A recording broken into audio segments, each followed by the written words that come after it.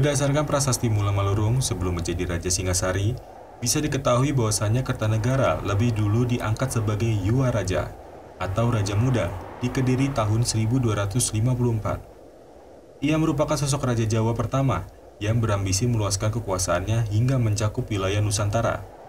Di dalam Praraton dikisahkan, Kertanegara memecat para pejabat yang berani menentang cita-citanya.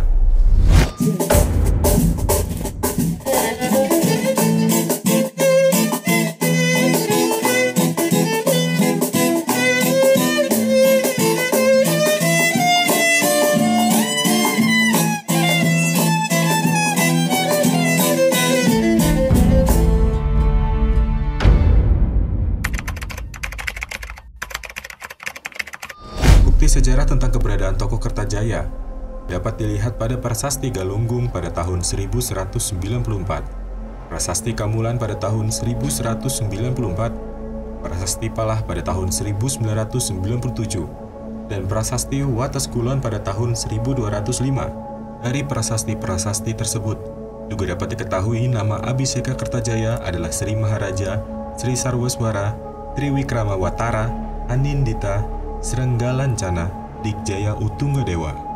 Semasa Kediri berada dalam pemerintahan Kertajaya, terdapat pujangga bernama Empu Monaguna yang menulis Sumana Santaka dan Empu Triguna yang menulis Kresnayana. Pada tahun 1248 Masehi, Wisnuwardana atau Seminingrat naik memerintah Singasari pada tahun 1248 hingga 1254. Biarpun begitu, di dalam naskah Praraton dan Nagara Kertagama disebutkan pula tentang adanya pemerintahan bersama antara Wisnuwardana dan Narasinggamurti. Praraton menyebutkan nama asli Narasinggamurti adalah Mahisa Campaka. Apabila kisah kudeta berdarah di dalam Praraton benar-benar terjadi, maka dapat dipahami maksud dari pemerintahan bersama ini sebagai upaya rekonsiliasi antara dua kelompok yang bersaing. Karena Wisnuwardana merupakan cucu tunggal Ametung dan Nagarasinggamurti adalah cucu Ken Arok. Kisah suksesi Raja-Raja Tumapel versi Praraton diwarnai dengan pertumpahan darah yang dilatari balas dendam. Ken Arok mati dibunuh Anusapati, anak Ken Dedes dari Tunggul Ametung. Anusapati mati dibunuh Tojaya, anak Ken Arok dari Selir. Tojaya mati akibat pemberontakan Ranggabuni, anak Anusapati. Kemudian hanya suksesi Ranggabuni kepada Kertanegara atau putranya yang dapat dilakukan secara damai. Setelah tewasnya Tojaya, Ranggabuni diangkat menjadi Raja Tumapel dengan nama Wisnuwardana. Sedangkan Mahisa Campaka menjabat Ratu Anggabaya dengan nama Batara Narasinggamurti.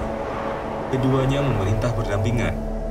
Pemerintahan bersama itu di dalam Praraton diibaratkan seperti dua ular dalam satu liang.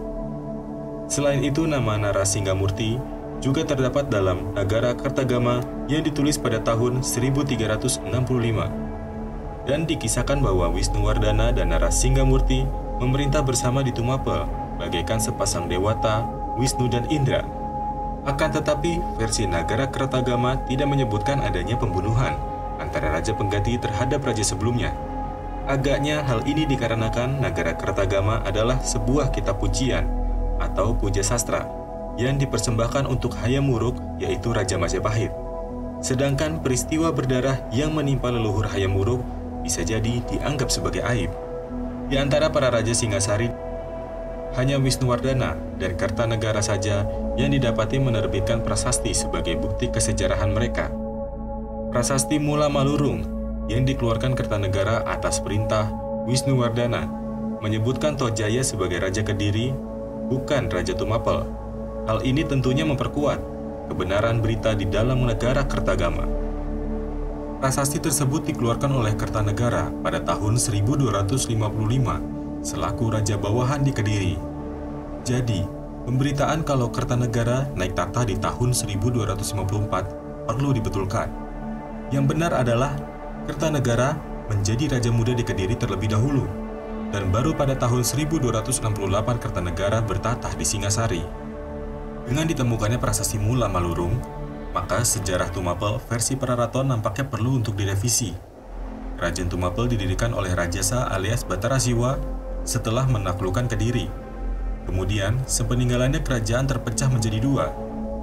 Tumapel dipimpin Anusapati, sedangkan Kediri dipimpin Batara Parameswara, alias Mahisa Wongateleng.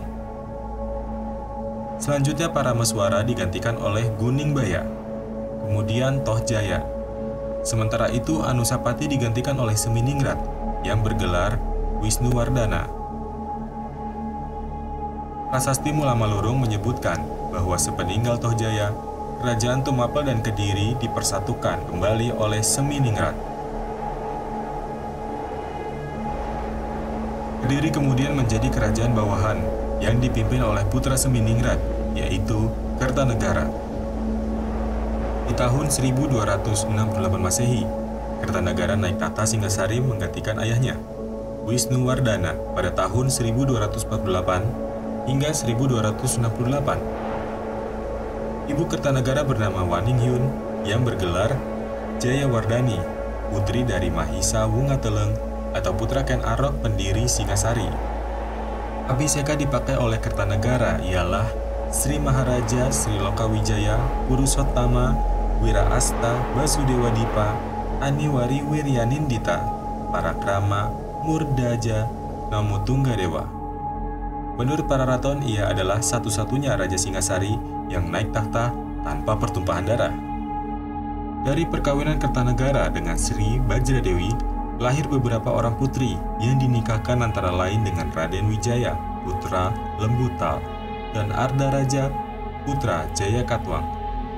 Nama 4 orang putri Kertanegara yang dinikahi Raden Wijaya menurut Nagara Kertagama adalah Tribuwaneswari, Narendra Dudita, Jayendra Dewi, dan Gayatri. Berdasarkan prasasti Mula Malurung sebelum menjadi Raja Singasari, bisa diketahui bahwasanya Kertanegara lebih dulu diangkat sebagai Yuwa Raja atau Raja Muda di Kediri tahun 1254. Ia merupakan sosok Raja Jawa pertama yang berambisi meluaskan kekuasaannya hingga mencakup wilayah Nusantara. Di dalam Praraton dikisahkan, Kertanegara memecat para pejabat yang berani menentang cita-citanya.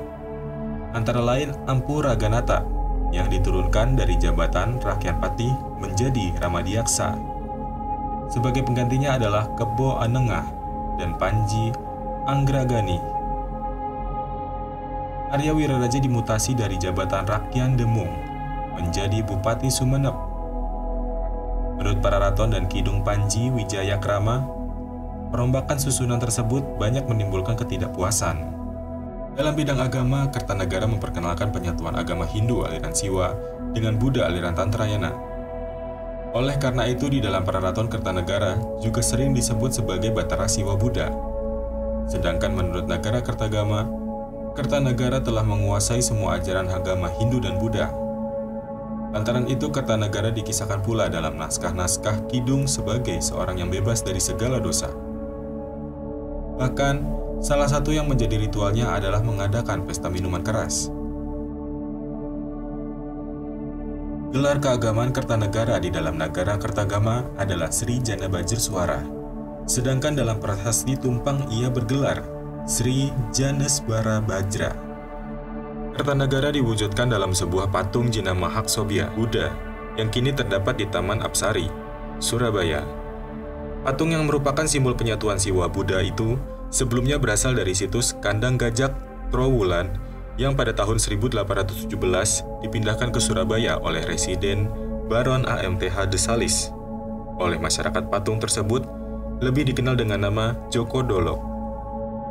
Dari prasasti penampihan yang dikeluarkan oleh Kertanegara, putra Wisnuwardana menyebutkan bahwa Narasingamurti meninggal dunia tahun 1269. Sedangkan menurut naskah Praraton, Narasingamurti memiliki putra bernama Raden Wijaya yang kelak mendirikan kerajaan Majapahit. Sementara itu, naskah Nagara Kertagama menyebutkan Raden Wijaya adalah cucu putra Lembutal, dan Lembutal adalah putra Narasingamurti. Di kemudian hari, Raden Wijaya berhasil membangun Majapahit setelah hancurnya Singasari dan Kediri. Majapahit pun dapat mempersatukan Nusantara setelah menyelesaikan pertarungan-pertarungan yang tak berkesudahan melalui tesa yang terkandung dalam kalimat Siwa Buddha Binekal Tunggal Ika Tanhana Dharma Magrawa. Secara politis, kalimat di dalam naskah Sutasoma tersebut bisa dimaknai bahwa baik yang beragama Siwa maupun Buddha, walau tetap berbeda namun harus terikat pada dharma atau hukum negara yang satu.